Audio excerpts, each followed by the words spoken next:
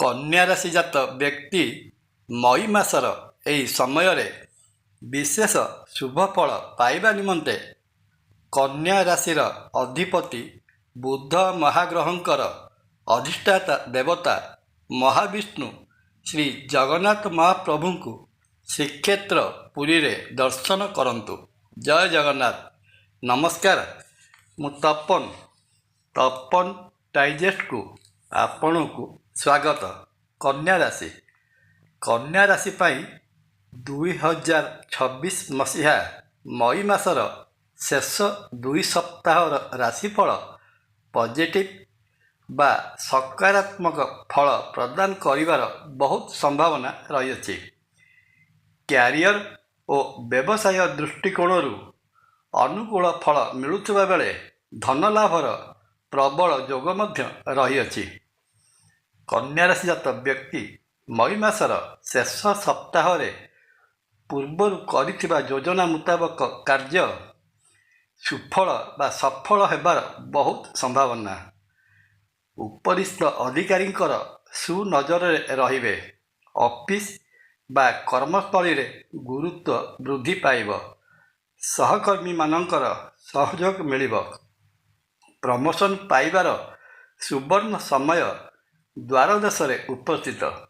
ବ୍ୟବସାୟ ଦୃଷ୍ଟିକୋଣରୁ ଏହି ସମୟ ଅତି ଗୁରୁତ୍ୱପୂର୍ଣ୍ଣ ସମୟ ରହିବ। ନୂତନ ବ୍ୟବସାୟିକ ଏଗ୍ରିମେଣ୍ଟ କରିପାରନ୍ତି। ପାର୍ଟନରସିପ୍ରେ କରୁଥିବା ବ୍ୟବସାୟ ଲାଭଜନକ ରହିବ। ଫାଇନାନ୍ସ ସେକ୍ଟର ସହିତ ଜଡ଼ିତ ରହିଥିବା କନ୍ୟା ରାଶିଜାତ ବ୍ୟକ୍ତି ଏହି ସେକ୍ଟରରୁ ପ୍ରଚୁର ଲାଭ କମାଇ ପାରିବେ। ଆର୍ଥିକ ଅଭିବୃଦ୍ଧି ଲାଗି ରହିବ। ଧନ ସମ୍ପତ୍ତିରେ ବୃଦ୍ଧି ଘଟିବ।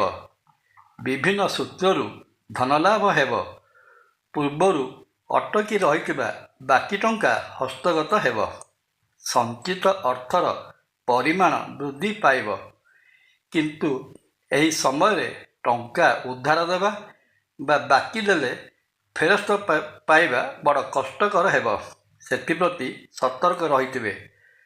ପାରିବାରିକ ଦୃଷ୍ଟିକୋଣରୁ ଦେଖିବାକୁ ଗଲେ ଜଣାଯାଏ ପରିବାର ଭିତରେ ଆନନ୍ଦ ଉଲ୍ଲାସ ଲାଗି ରହିବ।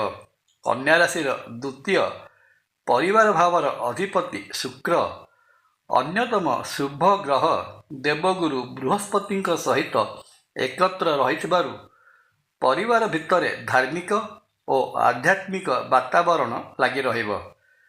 ପରିବାରର ସଦସ୍ୟମାନଙ୍କ ଭିତରେ ପାରସ୍ପରିକ ସ୍ନେହ ଓ ସଦିଚ୍ଛା ଦୃଢ଼ରୁ ଦୃଢ଼ତର ହେବ। ଘରେ ବନ୍ଧୁ ଓ ପରିଜନମାନଙ୍କର ଯିବା ଆସିବା ଲାଗି ରହିବ। ଗୃହରେ ମାଙ୍ଗଳିକ କାର୍ଯ୍ୟ କରିବା ପାଇଁ ଯୋଜନା କରିବେ, କିନ୍ତୁ କନ୍ୟା ରାଶିର ସପ୍ତମ ଭାବ ମୀନ ରାଶିରେ ଅବସ୍ଥିତ ଶନି ଦାମ୍ପତ୍ୟ ଜୀବନରେ ସାମୟିକ ଝଡ଼ ସୃଷ୍ଟି କରିପାରନ୍ତି।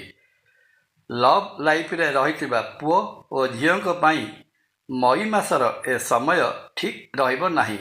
ସମ୍ପର୍କରେ ଯଥେଷ୍ଟ ସାବଧାନତା ଅବଲମ୍ବନ କରିବା ଜରୁରୀ ହେବ।